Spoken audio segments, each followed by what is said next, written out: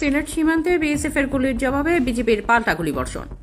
সিলেটের গোয়াইনঘাট উপজেলার সোনারহাট সীমান্তে ভারতীয় সীমান্তরক্ষী বাহিনী বিএসএফ গুলি চালালে তার জবাবে পাল্টা গুলিবর্ষণ করেছে বর্ডার গার্ড বাংলাদেশ বিজিবি।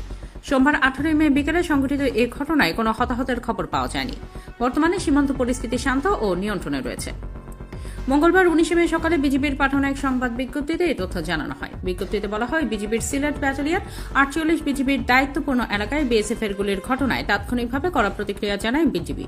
পরে বিজিবির পাল্টা গুলিবর্ষণের পর পরিস্থিতি দ্রুত স্বাভাবিক হয়ে আসে। ঘটনার পর সীমান্ত এলাকায় বিজিবির টহল ও নজরদারি আরও জোরদার করা হয়েছে। পাশাপাশি যে কোনো ধরনের উস্কানিমূলক পরিস্থিতি মোকাবেলায় বিজিবিকে সর্বোচ্চ সতর্ক অবস্থানে রাখা হয়েছে বলে বিজ্ঞপ্তিতে উল্লেখ করা হয়।